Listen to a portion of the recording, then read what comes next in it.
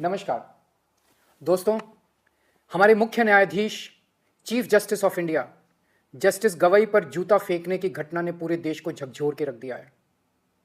एक शख्स ने हमारे देश के चीफ जस्टिस गवई पर जूता फेंकने की कोशिश की। इसके बाद सोशल मीडिया पे जस्टिस गवई को मारने, पीटने और न जाने किस किस तरह की हिंसा करने की ढेरों धमकियां दी जाने लगी। अलग अलग तरीके से उनका अपमान किया जाने लगा। इन लोगों ने ना ही जूता फेंकने वाले के खिलाफ कोई कार्रवाई की और ना ही धमकियां देने और अपमान करने वालों के खिलाफ इन लोगों ने कोई कार्रवाई की। ऐसा लगा जैसे ये सब एक सुनियोजित सिस्टमैटिक तरीके से किया गया एक षड्यंत्र है।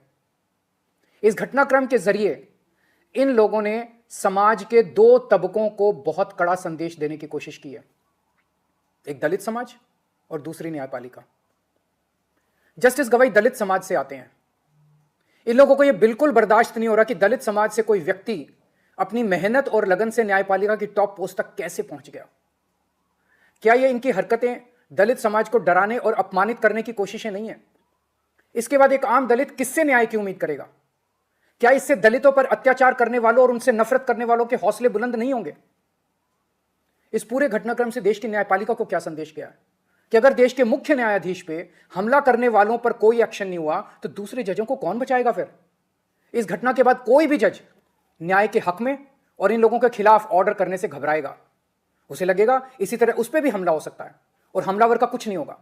उसे लगेगा उसके और उसके परिवार को सोशल मीडिया पर धमकियों और अपमान का सामना करना पड़ सकता है और जज को बचाने वाला कोई नहीं होगा।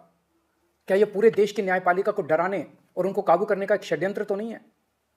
जूता फेंकने वालों को और चीफ जस्टिस को धमकियां देने और उनका अपमान करने वालों को ऐसी सख्त सजा दी जाए कि भविष्य में कोई न्यायपालिका के खिलाफ खिलवाड़ करने की हिम्मत ना कर सके।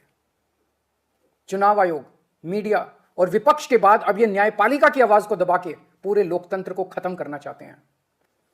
न्यायपालिका की स्वतंत्रता हमारे देश के अस्तित्व के लिए अहम है। न्यायपालिका का यह अपमान देश के संविधान का अपमान है, बाबा साहेब का अपमान है। यदि आप सच्चे देशभक्त हैं तो आप चुप नहीं रह सकते। बोलिए, उठिए और न्याय की रक्षा के लिए आवाज उठाइए। मेरी तरह आपका भी खून जरूर खोल रहा होगा। जय हिंद।